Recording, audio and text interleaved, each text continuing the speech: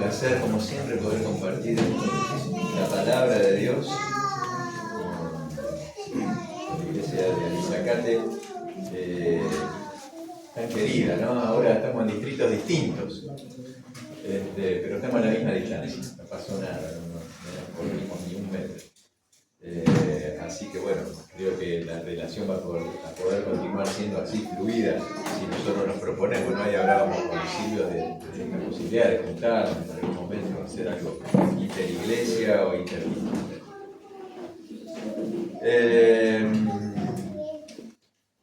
Debe haber sido después de una mala noche, seguro, que abrí la Biblia en el Salmo 91 y en ese momento, después de una mala noche, me pareció un salmo mentiroso. Salmo 91.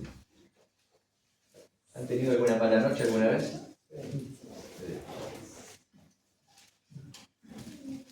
Carlitos Balá, cuando quería insultar a alguien, le decía mala noche. Como que es algo malo, ¿no? Feo de vivir. Hay malas noches peores que otras. Pero vamos a leer el Salmo 91. Reconocido. El que habita al abrigo del Altísimo morará bajo la sombra del Todopoderoso. Diré al Señor, esperanza mía, castillo mío, mi Dios en quien confío. Él te librará del lazo del cazador, de la plaga destructora. Con sus plumas te cubrirá, debajo de sus alas estarás seguro. Escudo y defensa es su verdad.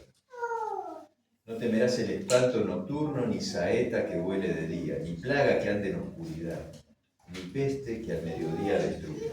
Caerán a tu lado 1000 y 10.000 a tu diestra, pero a ti no te llegará. Con tus ojos mirarás y verás la retribución de los impíos. Porque has puesto al Señor, que es mi refugio, al Altísimo, por tu habitación. No te vendrá mal, ni plaga tocará tu morada.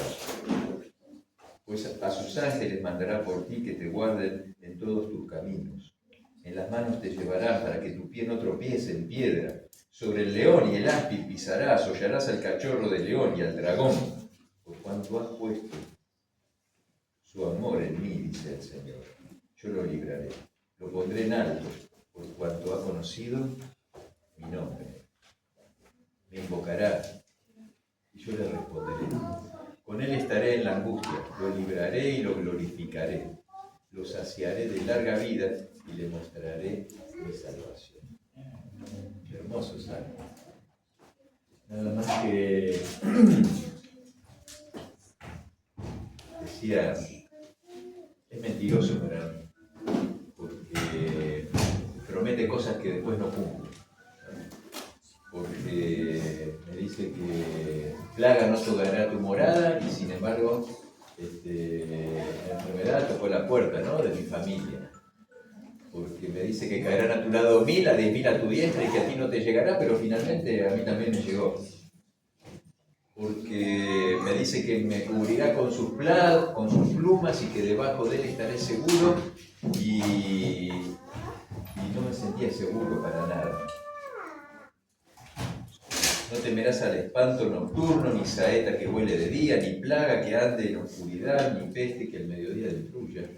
Y sin embargo, me toca sufrir la plaga, la saeta por ahí hoy no viene en forma de flecha, pero en forma de accidente, en forma de cosas inesperadas, cosas que no deberían pasarnos, cosas que no nos merecemos, según nuestra forma de ver las cosas, y sin embargo nos toca, nos pasa, nos llega.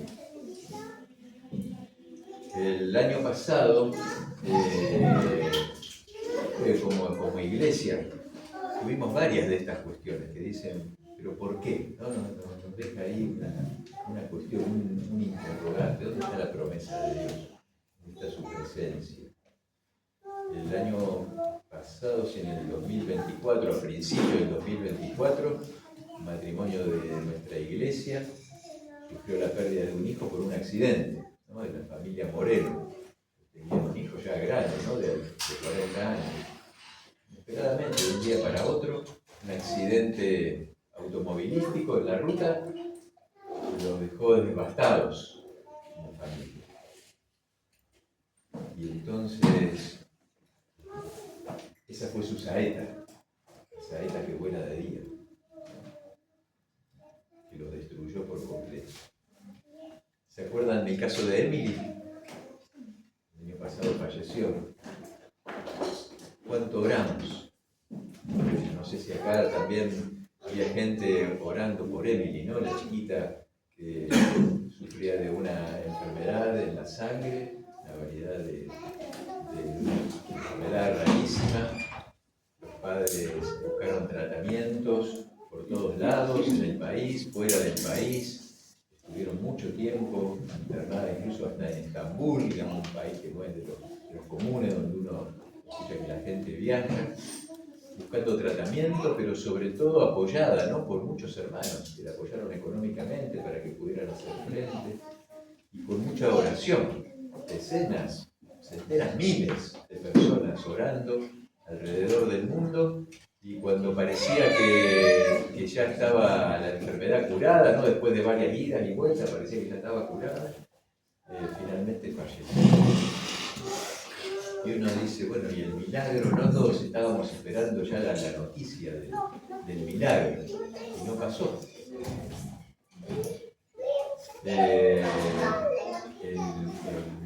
Murilo Batista, otro muchacho que falleció el año pasado, ¿no?, conocido en las redes como el escarabajo binario, un chico de la iglesia.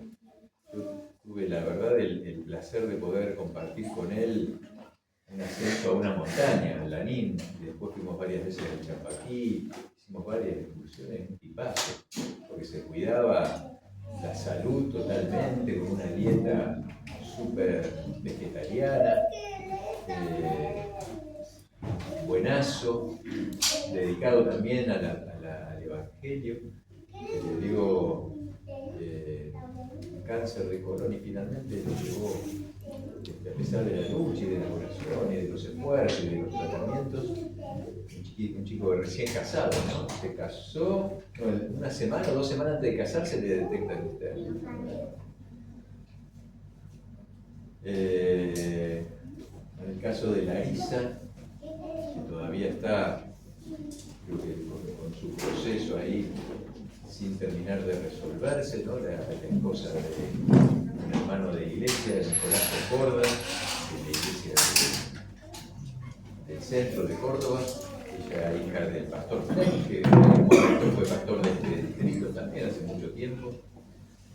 Pues una gente buenísima, entregada a la vida de iglesia y a la vida de la misión, de oración y de vida sana, ¿no?, y que finalmente terminan a veces con una cuestión que pareciera de un origen ridículo, ¿no? Ella fue una cirugía de la nada, una cirugía que no tenía ningún tipo de riesgo, era ambulatoria, deja a los chicos en la escuela, se va para hacer este tratamiento ambulatorio y no volvió.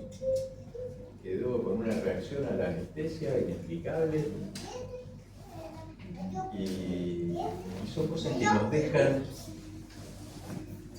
pensando, ¿no? Nos dejan ahí, ¿dónde está la promesa de Dios?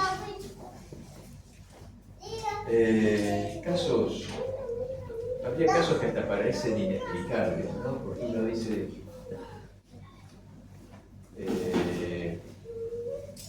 otra vez me tocaba ver un video de un chiquito que se caía a la pileta, ¿no?, y se ahogaba, con gente alrededor que cada cual estaba cuidando lo suyo, y sin embargo el chiquito estaba, en el momento que hizo pie, se terminó ahogando. ¿Por qué un ángel no le tocó el hombro a alguien para que mirara, que estuviera el nene ahí? ¿Por qué no se percataron los padres de que vinieran, que alguien les diera algún aviso? ¿Por qué no intervino Dios en esta situación? De alguna forma, con alguno de sus mensajeros. Y nos deja pensando. Son cosas que nos dejan pensando y a veces nos dejan sin respuesta. A veces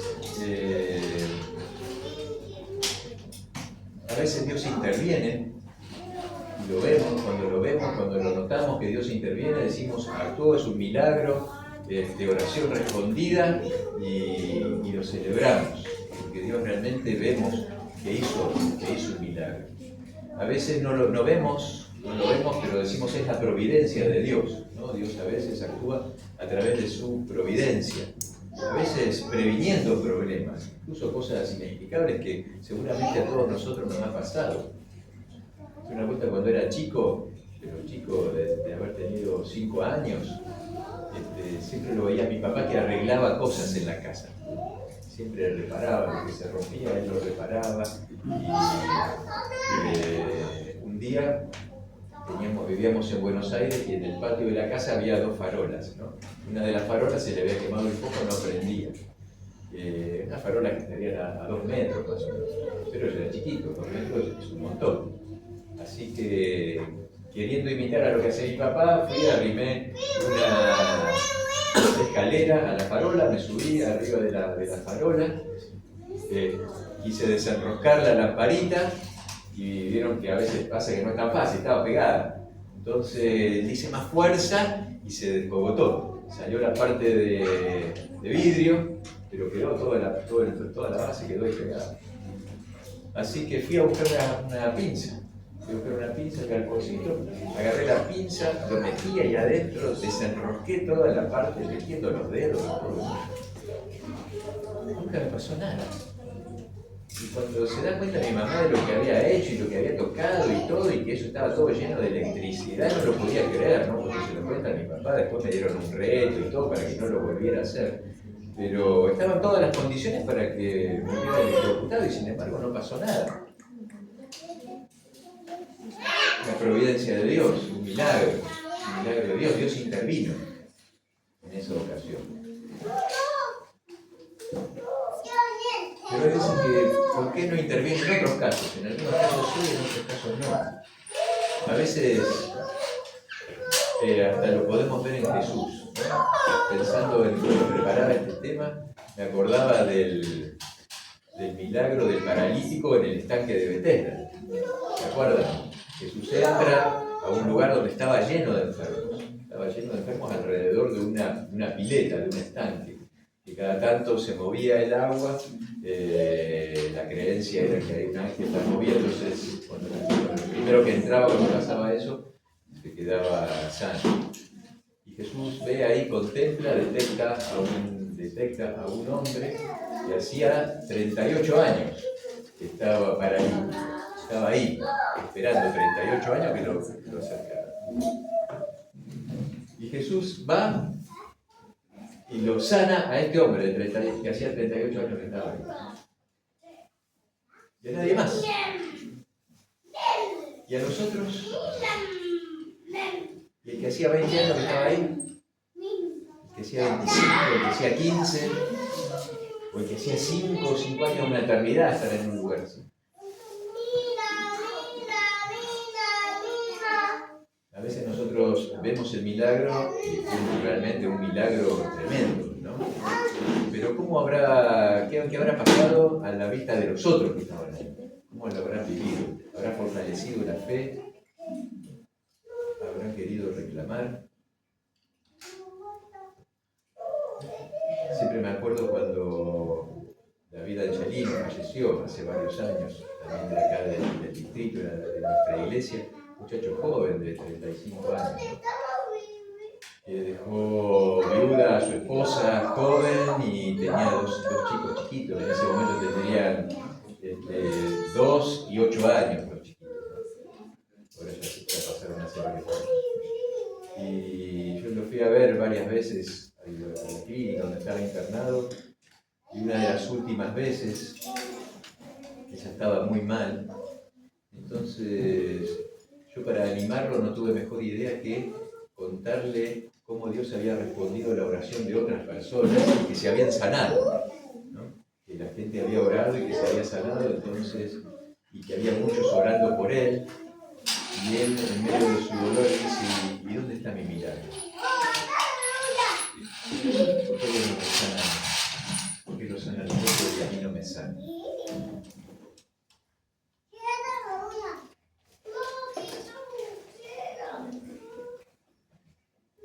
Tal vez, ¿no? Cuando nosotros, y lo vimos un poco en la escuela sabática del trimestre pasado, ¿no? Sobre esto lo estudiamos un poco en el trimestre pasado, las respuestas de Dios que no sabemos por dónde vienen.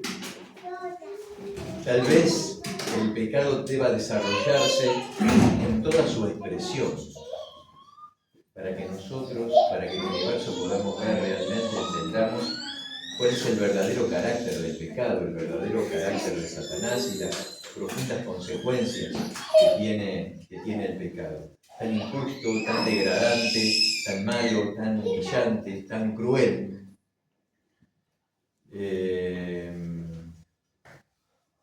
Segunda de Timoteo, capítulo 3.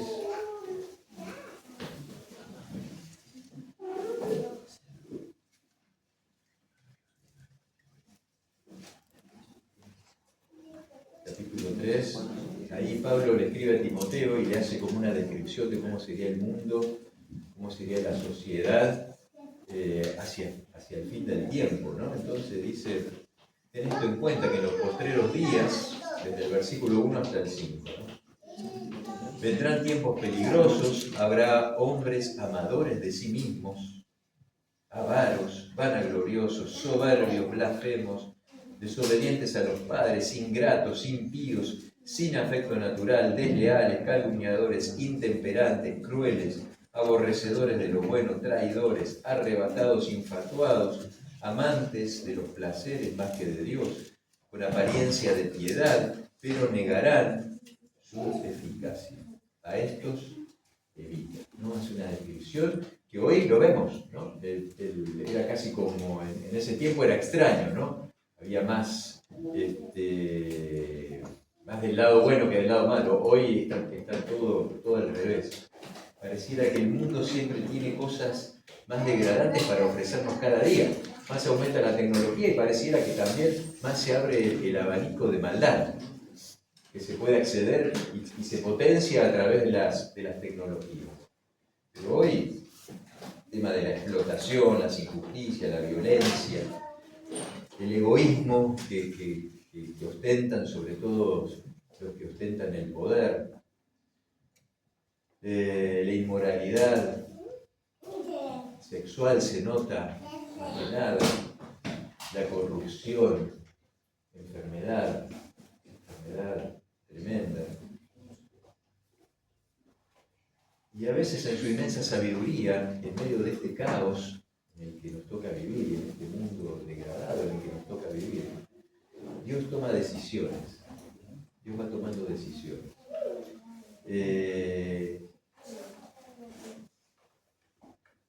Y a nosotros nos toca aprender a conocer a Dios, aprender a relacionarnos con Él, aprender a entenderlo, pero muchas veces aceptar las cosas sin entenderlas profundamente. Aceptarlas, pero también tenemos un rol que cumplir. Para ir tratando de descubrir ese rol, vamos a buscar Éxodo capítulo 33, versículo 11.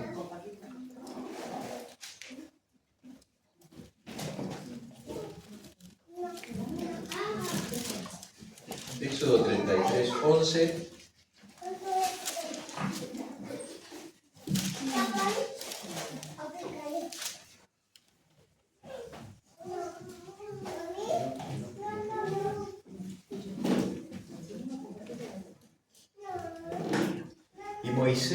Y el Señor hablaba con Moisés, ¿cómo dice? Cara a cara. Cara a cara, como habla cualquiera con su compañero. Y Moisés volvía al campamento, pero su ayudante, el joven Josué, hijo de Nun, nunca se apartaba de la tienda. ¿Cómo hablaba entonces, dice, con Dios? Con Moisés cara a cara. Deuteronomio 34:10, creo que dice lo mismo. Deuteronomio 34:10, parecido. 34:10, dice Deuteronomio, y nunca más surgió en Israel, esto después de la muerte de Moisés, un profeta como Moisés, con quien el Señor trataba cara a cara. ¡Qué privilegio! Moisés, tremendo, ¿no? Cara a cara. Era amigo de Dios. En otros versículos Incluso Santiago dice que Moisés era amigo de Dios. Él estuvo con Dios conversando cara a cara desde que Dios se mostró, era Dios omnipotente, omnipresente, y él un ser humano, creación de Dios. Siguió después su relación en el cielo, por lo que vamos a ver. Ahora con Dios todavía, ¿no? Dios allí, omnipotente, omnisciente, Jesús, y él un ser humano, pero un ser humano ahora glorificado, con un cuerpo glorificado, con un cuerpo eterno también. Después, el Dios omnipresente y omnisciente se encarna y se transforma en un ser humano. Y siguió la relación, ¿no? De hecho, en un momento, Moisés, como un ser humano pero glorificado y eterno, viene del cielo para animarlo a Jesús, que ahora estaba como un ser humano. Y continúan ahora en el cielo. Ya ahora los dos como seres humanos glorificados, ¿no? Jesús, limitado ahora en su omnipresencia a un cuerpo humano pero glorificado, y Moisés, que sigue con un cuerpo humano. O sea, se conocieron personalmente y fueron amigos en todas estas facetas. Amigo de Dios. ¿Qué significa ser amigo de Dios? Es un privilegio, es un honor, pero también implica un alto grado de responsabilidad. Porque ser amigo de Dios implica intimidad con Dios. Intimidad con Dios implica tener una relación profunda, auténtica con Él, y eso tiene que impactar en mi carácter. Si la relación es verdadera, impacta en mi carácter. Y eso genera un alto grado de responsabilidad también. Ahí la historia de Moisés nos enseña que los planes y los sueños de Dios siempre son, y su mirada siempre es superior a la mirada del ser humano. Los planes de Dios son perfectos y se cumplen, al final siempre se cumplen. Los planes nuestros y nuestra mirada siempre es chiquita y terrenal. 430 años pasaron desde que Jacob había entrado a Egipto hasta que a través del Éxodo Dios, y a través de Moisés, Dios rescata y saca a ese pueblo de Egipto. El pueblo se había transformado, 70 personas que entraron al principio, con los siervos, con los hijos y con todo que llevó Jacob, y se instaló, hasta que lo saca pasaron a ser más de 2 millones de personas. 430 años es mucho tiempo. Imaginen 430 años atrás para ahora. ¿A qué año llegamos? 1595. 1595. No estaba ni el virreinato del Alto Perú todavía, que fue anterior al nuestro. Recién hacía 100 años, un poco menos de 100 años, el descubrimiento de América. Y Juan de Garay estaba recién, Pedro de Mendoza, uno primero y uno después, fundando la ciudad de Buenos Aires, ¿no? Lo primero que por ahí entraron. Pero fíjense la cantidad de millones que somos ahora. ¿Cuántos había en esa época, no? ¿Y cuántos cómo está superhabitado ahora? Y lo mismo pasó allá. De 70 pasaron a ser más de 2 millones de personas. Claro, cuando llegaron a ser más de 2 millones de personas, los egipcios empezaron a tener ¿qué de los hebreos? Miedo, porque ya eran una nación, adentro de otra nación. Así que empezaron a tener miedo. Así que el faraón quiso limitar el tema de que Egipto no puede, los hebreos no pueden crecer más que ellos. Así que manda ahí a que las parteras que atendían los partos mataran a todos los bebés varones que nacieron, que quedaron solamente las mujeres. Pero las parteras, que eran obedientes a Dios o eran respetuosas de Dios, no aceptaban esto, así que no lo hicieron. Entonces el faraón mandó a los soldados a ejecutar esa orden. Y los soldados iban donde sabían que había nacido un bebé, se fijaban. Si era mujer la dejaban, si era varón, lo mataban. A Moisés lo escondieron durante 3 meses, lo pudo esconder la mamá. Finalmente, en esto de la canasta, ¿no? Lo meten en el río, providencialmente, la canasta fluye por el río hacia el lado de donde se estaba bañando la hija del faraón, la princesa.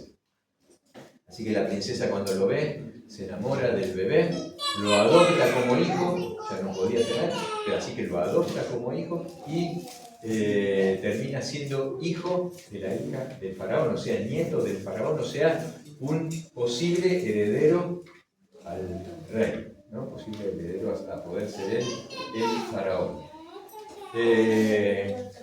Primero lo cría la mamá, un tiempito como nodriza, pero enseguida pasa al palacio, allí está 40 años, formándose para ser un líder de los egipcios, para ser un faraón de los egipcios. Finalmente, después de los 40 años, sale Moisés a recorrer la tierra, se encuentra con su propio pueblo, ve que hay un egipcio castigando a un hebreo, le da bronca, usa su poder y lo mata, lo esconde.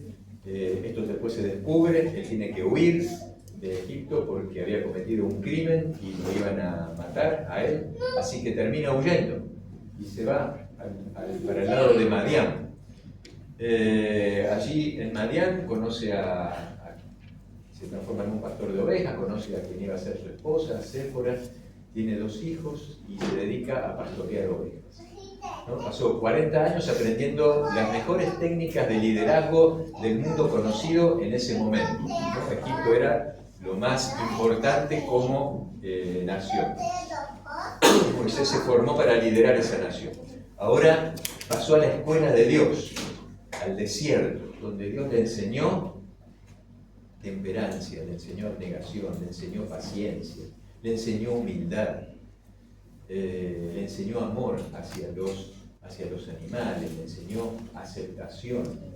Además de eso empezó a relacionarse él íntimamente con Dios. Un día, a través de un arbusto que se prendía fuego pero que no se terminaba de consumir, le llama la atención, va hacia ese lugar y Dios le hace un llamado. El llamado era para liberar a los israelitas. El llamado era para que él fuera ahora y que liberara a los israelitas, los sacara y los llevara a la tierra prometida, tal como Dios le había prometido a Abraham. Tienen ahí que primero no quería, que después Dios entonces hace todo un trabajo con él para convencerlo de que realmente él era Dios y que iba a ir en nombre de él. Y así va Moisés a Egipto, con 80 años, y una vara, a liberar a Egipto. Finalmente Dios libera a Egipto a través de Moisés y a través de Aarón, que le hacía de intérprete, y a través de 10 plagas, en las que Dios tiene que convencer no solamente a los egipcios, sino a los israelitas de que realmente Él era Dios, el que los estaba llamando y que los iba a liberar.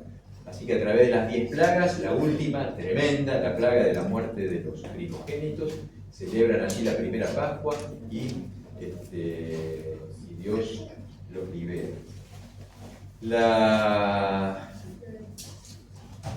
Tuvieron que cruzar el Mar Rojo a través de un acto milagroso de parte de Dios.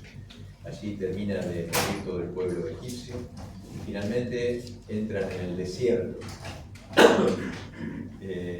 Y cruzando el desierto, Dios los guiaba, Dios los protegía a través de una nube durante el día, a través del fuego durante la noche, todos lo sabemos. Les otorga agua para que tomen, maná para que coman, no se les desgastan las ropas a medida que van pasando, todo permanece intacto.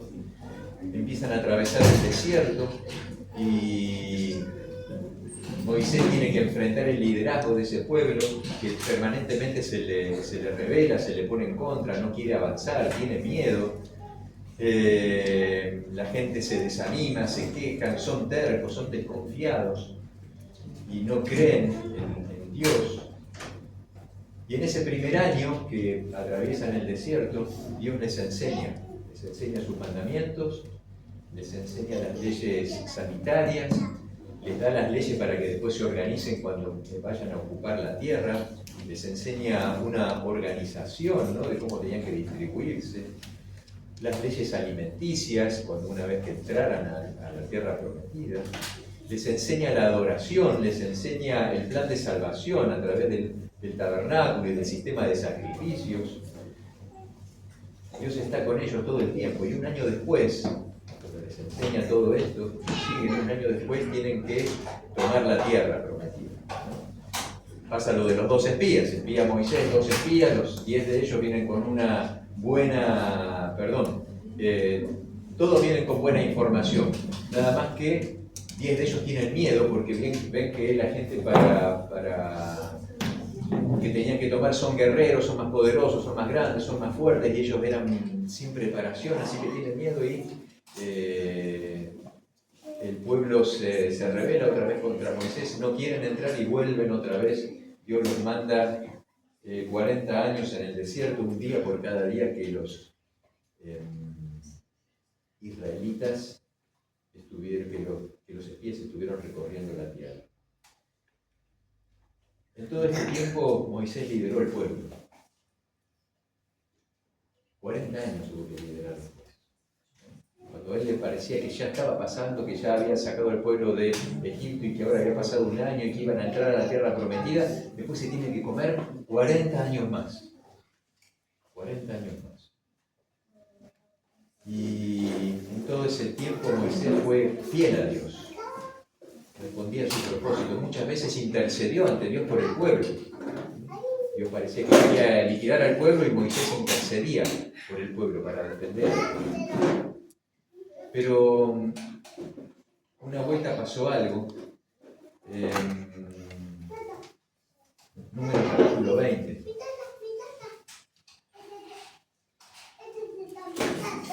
Moisés estaba acongojado, estaba triste porque había fallecido María, su hermana, ¿no? Entonces, ese es el contexto en el que pasa lo que vamos a leer ahora. ¿Cuál, Luis? Moisés capítulo 20, vamos a leer desde el versículo 1, donde dice: los israelitas llegaron al desierto de Sin en el primer mes y acamparon en Cádiz. Allí murió María y fue sepultada. Y como no hubo agua para la congregación, se juntaron contra Moisés y contra Aarón. Y el pueblo contendió con Moisés, le dijeron: ojalá hubiéramos muerto con nuestros hermanos ante el Señor. ¿Por qué hiciste venir la congregación a este desierto para morir aquí nosotros y nuestras bestias? ¿Por qué nos hiciste subir de Egipto para traernos a este mal lugar que no tiene cementera, ni higuera, ni viña, ni granado, ni aún agua para beber? Moisés estaba cansado, Moisés estaba desilusionado también, Moisés estaba porque no había podido pasar a la tierra, habían transcurrido ya muchos años y se encuentra con esta situación. Triste, con su hermana muerta, y ahora teniendo que enfrentar al pueblo que le hace este reclamo. Entonces dice el versículo 6, y Moisés y Aarón se fueron delante de la congregación a la entrada de la tienda de reunión. Se echaron sobre su rostro y la gloria del Señor apareció sobre ellos. Moisés y Aarón toman todo este pedido, toman toda esta queja y van ante Dios, y entonces se arrodillan delante del tabernáculo y aparece la gloria de Dios, evidentemente para responderle y para mostrar al pueblo que Dios les iba a responder a través de ellos. Y el Señor le dijo a Moisés: toma la vara y reúne a la congregación, tú y Aarón tu hermano, hablad a la roca a la vista de ellos, y ella dará agua, y de la roca brotará el agua para la congregación y para sus bestias.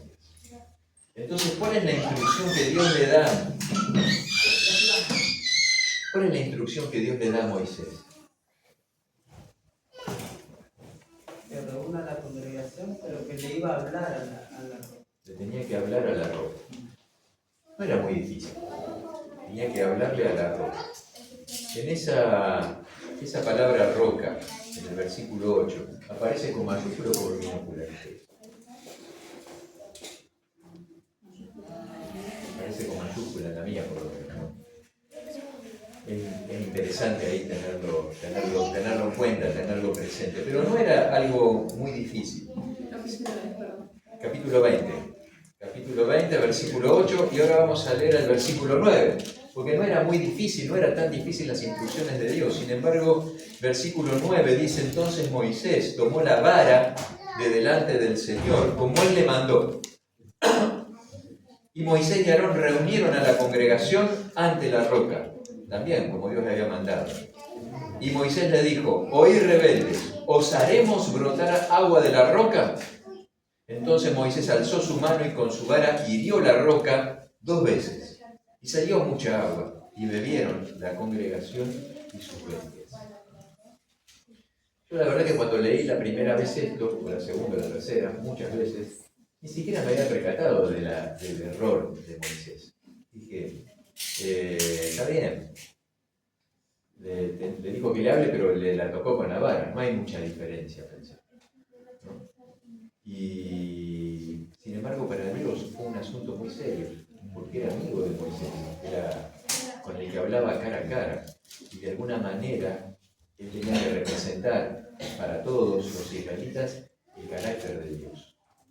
Y nos dice que, por un lado, Moisés cometió 2 errores, ¿no? Una, cuando dice: os haremos brotar agua de la roca. O sea, él, como diciendo: yo soy el que hago esto, ¿no? Trabajamos juntos con Dios, ¿no? Cuando en realidad el milagro era de Dios, ¿no? Él no tenía ningún poder en sí mismo para poder hacer algo así. Y lo segundo es que la golpeó cuando le tendría que haber hablado. No nos parece por ahí tan grave. Claro que tenía todo un simbolismo, por eso aparece roca con mayúscula, ¿no? Porque la roca tenía el símbolo de Jesús y él tenía que hablarle a Jesús, no golpearlo. Fueron 2 equivocaciones, pero la equivocación, ¿saben cuál es el tema? Es decir, él de alguna manera decirle a Dios: yo hago las cosas como me parecen, no como me las pido. Fue el error de Caín. Yo traigo la ofrenda que yo quiero, no lo que Dios me pide. Y siempre todas nuestras equivocaciones pasan por ahí. Hacer las cosas no como Dios me las pide, sino como a mí me parece. No, si total, guardar el sábado, guardar el domingo, mientras que guardé un día, es lo mismo. Pero Dios te pide eso. Y en todas las cuestiones nos pasa lo mismo. Es una decisión entre hacer lo que Dios me pide o hacer lo que yo quiero, lo que a mí me parece bien, o lo que a mí me parece mejor incluso que lo que Dios me pide.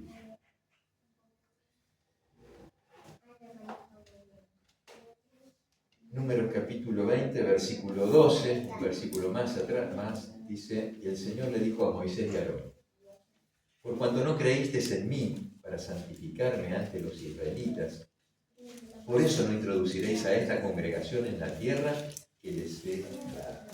Entonces le vino como un cimbronazo a Moisés, ¿no? En el corazón, en el cuerpo, porque imagínense, después de haber estado 40 años guiando a toda esta multitud de 2 millones de personas a través del desierto con el objetivo de entrar a la tierra prometida. Y ahora estaba ahí a las puertas de entrar a la tierra prometida y Dios le estaba diciendo que por haber cometido ese error él no iba a entrar a la tierra prometida. Me imagino yo cómo se debe haber sentido, ¿no? Como con un tremendo bajón. El gran sueño de Moisés llegó al final. Deuteronomio capítulo 3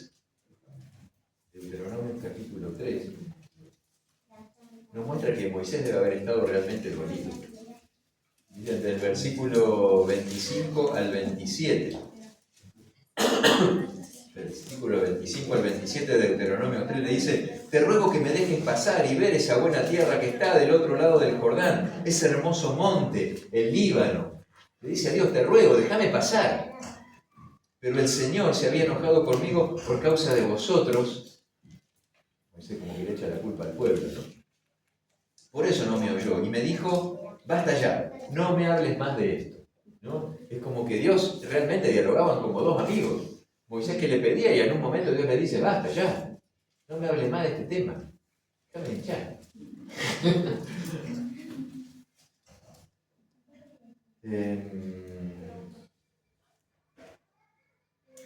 ¿Será que Dios habría sido demasiado severo o demasiado cruel?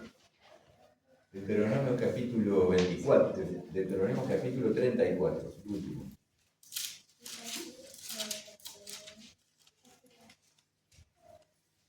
Dice que entonces Moisés subió al campo de Moab, al monte Nebo, a la cumbre del Pisga, que está enfrente de Jericó. Y el Señor le mostró toda la tierra, hasta Dan, todo Neftalí, la tierra de Efraín, de Manasés, toda la tierra de Judá, hasta el mar occidental. Y al sur, la llanura, la vega de Jericó, la ciudad de las palmeras, hasta Zoar. Y el Señor le dijo, esta es la tierra que juré a Abraham, a Isaac, a Jacob, diciéndote que se las daría a sus descendientes.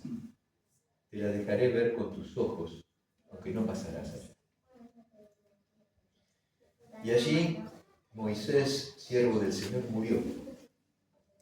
Ahí, en la tierra de Moab, en la cumbre del Pisga, conforme a lo que había dispuesto el Señor.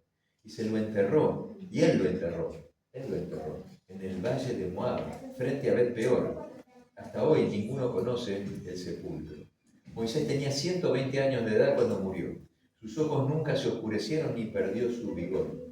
Y los israelitas lloraron a Moisés en los campos de Moab durante 30 días. Así se cumplieron los días de luto de Moisés. Y Josué, hijo de Nun, fue lleno del espíritu de sabiduría, porque Moisés había puesto sus manos sobre él, y los israelitas le obedecieron e hicieron como el Señor le mandó a Moisés. Entonces el Señor lo mandó, lo llevó a la cumbre del monte, mandó al este, al oeste, al norte y al sur. Mirá toda esta tierra es la que le voy a dar a los israelitas. Elena de Juárez, cuando lo relata, habla de que además le mostró cómo iba a ser el futuro de los israelitas en esa tierra. Y a veces hasta eso me parecía cruel un poco, ¿no? Si no se la vas a dejar pisar, ¿para qué se la mostraste? ¿No? Como decirle a una... Darle el caramelo a un chico y... Claro. Vas a comprar un departamento, pagás en cuotas, pagaste la última cuota, lo vas a 80 cuotas, lo pagaste, lo vas a habitar. Cuando estás por entrar te dicen no, porque en la cuota número 40 te atrasaste unos días. Así que te lo voy a mostrar, te muestro el living, te muestro la cocina, te muestro el baño, pero no vas a entrar. Tremendo. Parece una tremenda injusticia. Sin embargo, Dios tenía un plan mejor. Judas, el versículo 9, nos dice, vamos a leerlo, Judas versículo 9.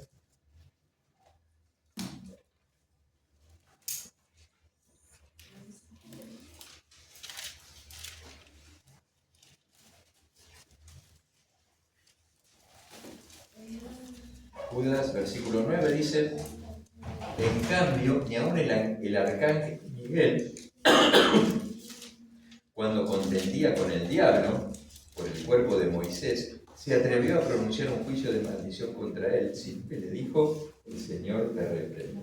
¿Qué estaba haciendo el arcángel Miguel? Contendía con el diablo, ¿por qué? Estaban en el cuerpo de Moisés. O sea, Satanás quería que Moisés quedara muerto. Dios tenía otro plan para Moisés. Un plan mejor de lo que Moisés se hubiera imaginado alguna vez. Porque en Mateo capítulo 17, versículos 2 y 3.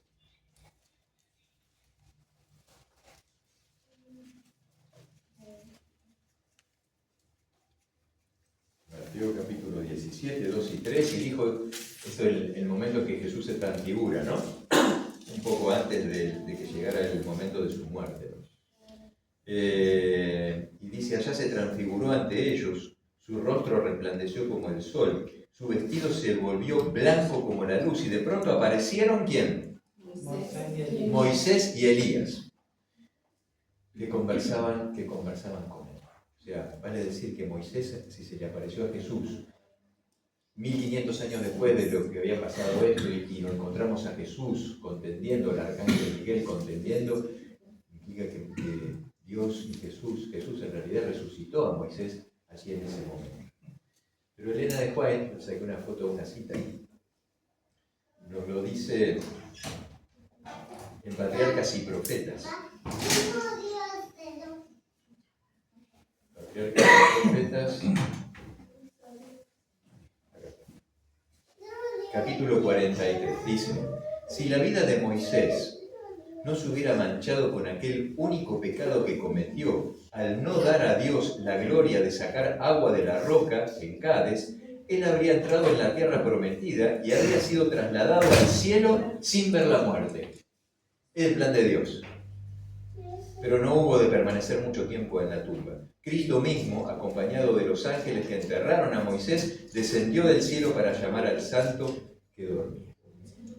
Así que, ¿el plan de Dios cuál era? El sueño de Dios también se vio truncado, porque el sueño de Dios era que Moisés pudiera ir al cielo sin ver la muerte, como fue el caso de Elías, por ejemplo, como fue el caso de Enoc. Sin embargo, por ese error que cometió, tuvo que morir. Pero poquito tiempo, Jesús mismo lo resucitó y lo llevó al cielo en ese momento. Imaginen la cara de Moisés después de morir, después de ver que no podía entrar a la tierra, a la Canaán terrenal, que ahora iba al cielo directamente, a la Canaán celestial, a la tierra prometida donde vamos a ir todos nosotros.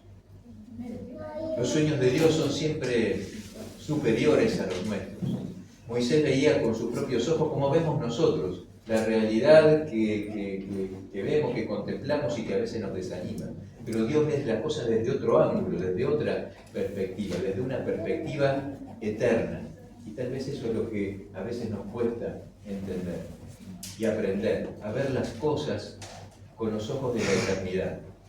Y entender que lo que nos pasa acá siempre va a ser pasajero y diminuto. Miren, la enfermedad más injusta y destructiva, la frustración más grande, el dolor más insoportable, la injusticia más cruel, el desánimo más profundo, la derrota más dolorosa, el pozo más profundo en el que podamos caer, la tristeza más larga, la pobreza más miserable, es nada, nada comparado con lo que Dios tiene preparado para nosotros. Segunda de Corintios, capítulo 4, desde el versículo 16 al 18. Segunda de Corintios 4,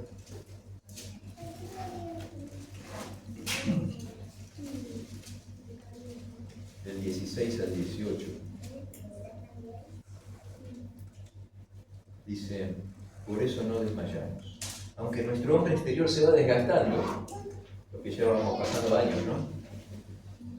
El interior se renueva día a día. Por esta leve y momentánea tribulación, porque esta leve y momentánea tribulación produce una eterna gloria que supera toda comparación. Así, fijamos nuestros ojos no en lo que se ve, sino en lo que no se ve. Porque lo que se ve es temporal, pero lo que no se ve es eterno. Cosas que ojo no vio ni oído yo son las que Dios tiene preparadas para nosotros. Pero más allá del paisaje, más allá de las construcciones que a veces nos imaginamos, más allá del ambiente, una vida sin estrés, una vida sin apuro, sin frustración, ya sin culpa, sin el peso de la culpa que hoy nos agobia aunque no nos demos cuenta. Sin cáncer, sin dolores, sin Alzheimer o enfermedades neurológicas, sin despedidas, sin depresión, sin angustias, sin preocupaciones. Con los ojos, si enfocamos allí, eso es lo que Dios tiene preparado para nosotros. Tenemos que concentrarnos para poder empezar a visualizar con los ojos de la fe y a no perder el foco. Mientras tanto, hoy recordábamos el Salmo 23, ¿no? Donde dice: aunque ande en valle de sombra de muerte, no temeré mal alguno. O sea, vamos a andar por valle de sombra y de muerte. Hay sombra y hay muerte en esta vida, por injusta que a veces nos parezca. Pero no estamos solos. La vara y su callado están con nosotros. Saben, hay un detalle que es una perlita. Deuteronomio capítulo 3, versículo 28.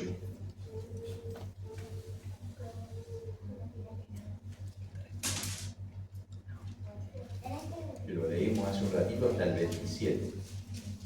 Vamos a leer ahora el otro versículo. Porque Moisés, con toda esa desilusión que cargaba, con todo ese dolor de tener que ver la tierra pero no iba a pisar, Dios encima, en medio de esa situación, le pide algo, ¿no? El versículo 27 dice: sube al Pisga, alza tus ojos al oriente, al occidente, al norte, al sur, mírala, pero no pasarás. Versículo 28 dice: manda a Josué y anímalo y dale valor, porque él pasará al frente de todo este pueblo. Él les dará la herencia de la tierra que verás. O sea, en medio de la situación de dolor, a Moisés, Dios le estaba mandando: olvídate de vos y concéntrate ahora en Josué, animalo a Josué. Pero yo te he desanimado, animalo a Josué. Y lo mismo nos pasa a nosotros. En medio de las situaciones del dolor, tenemos una misión que cumplir: animar a otros, consolar a otros, acompañar a otros que están pasando por la misma que nosotros. Yo lo veo en Walter muchas veces. Él, en medio de una situación de enfermedad, aprovecha la situación para animar a otros y para ayudar a otros a pasar por lo mismo. Es lo mismo ser aconsejado a alguien que está enfermo por alguien que nunca pasó por la enfermedad que por alguien que pasó o la está sufriendo. Es lo mismo que alguien que pasó por depresión aconseje ahora a alguien que está pasando por la depresión. Alguien que sufrió la muerte de seres amados, ayudar a alguien, o que la ayuda venga de cualquiera, no es lo mismo que la ayuda venga de cualquiera. Que no pasa lo mismo que estoy pasando, que no se puede poner en mis zapatos. Hay una serie, capaz que alguno vio, de Chosen. ¿Vieron algunos capítulos? Bueno, es hermosa, yo les recomiendo que la vean. Es una serie acerca de la vida de Jesús, ¿no? En uno de los capítulos es el capítulo donde Jesús manda a los discípulos a predicar, ¿no? Que los manda de 2 en 2 a predicar a sus discípulos. Y les da poder para que puedan sanar también, echar demonios, ¿no? Y les da ese poder para que vayan. Y en la serie, esto no es real, ¿no? Pero en la serie, Santiago, el menor de los discípulos, es rengo, es medio lisiado, ¿no? de una pierna, ¿no? Entonces, después que Jesús se va, él lo sigue a Jesús y le dice: maestro, ¿puedo hablar con usted? Si yo mal no entendí, nosotros salimos ahora de 2 en 2, vamos a predicar, vamos a las aldeas y vamos a sanar. Sí, le dice Jesús. Pero maestro, ¿eso cómo puede ser posible dada mi condición, que no es curada?, le dice así. Entonces, Jesús tiene unas palabras bárbaras, ¿no? Con él, porque le dice: bueno, mira, escúchame, por lo que te voy a decir va a marcar tu vida desde ahora hasta el final. Dice: yo puedo hacer un milagro y sanarte ahora. Y entonces es como que él se pone porque como que lo va a sanar. Dice: pero, ¿qué tendría para contar? Que te sané, que hice un milagro. Vos sabés que eso es posible porque ya lo has visto muchas veces. Pero esa historia ya la tienen para contar decenas, centenas, y cada vez va a haber más, miles de personas van a contar esa historia. Pero, le dice Jesús: sin embargo, si yo no te sano, saber que aún proclamas el nombre de Dios, aún en medio de tu enfermedad, saber que te enfocarás en lo que importa Saber que puedes ser paciente con tu enfermedad en la tierra, sabiendo que vas a ser sano en la eternidad. Esa es la verdadera misión, y es lo que muchas veces Dios nos pide que nosotros hagamos. Hay hablando, ¿se acuerdan que hablamos de Emily al principio? Antes del fin de año, ahí la mamá de Emily, Daniela Gajardo, escribió un pedacito así en Facebook como para despedir el año, ¿no? Y entonces ella dice, un día especial, dice, ¿no? Aprendo a transitarlo, tengo momentos, recuerdos, elijo lo que quiero revivir, lloro, seco mis lágrimas y sigo. Una forma de poder sobrellevarlo.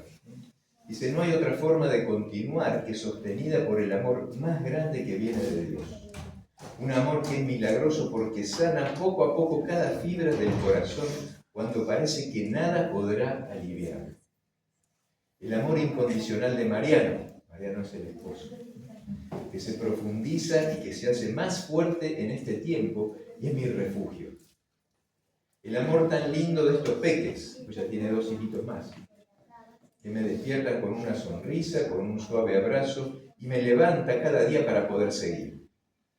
Mi familia de cerca y de lejos, todos tan valiosos y presentes, que son mis hermanos de iglesia, que con tanto amor nos abrigan el corazón con su cariño y su entrega. Entonces dice un renglón, soy bendecida en la misma medida que necesito, y eso es tanto. Avanzo hacia el año nuevo con la mirada puesta en el cielo, y allá viene mi fuerza, y en mi corazón late la esperanza, la bendita esperanza de que muy pronto nos fundamos en un abrazo, todos juntos, otra vez y para siempre. ¿No? Pero esa frase, soy bendecida, ¿no? Alguien que se le murió la hija, ¿no? Y que en medio de esa situación puede decirle a otros, soy bendecida en la misma medida que necesito, y eso es tanto. Eso es fe. Eso es aprender a mirar con los ojos de la fe, aprender a ver con los ojos puestos en la eternidad y saber que, a pesar de todo lo que nos pasa, tenemos una misión que cumplir, especialmente con respecto a todos los que nos rodean y que están pasando por problemas iguales o mayores a los nuestros. Que Dios nos bendiga y que podamos hacer misión de corazón. Amén. Gracias, Luis. Vamos a alabar a Dios. Más cerca del lugar. Vamos a poner de pie.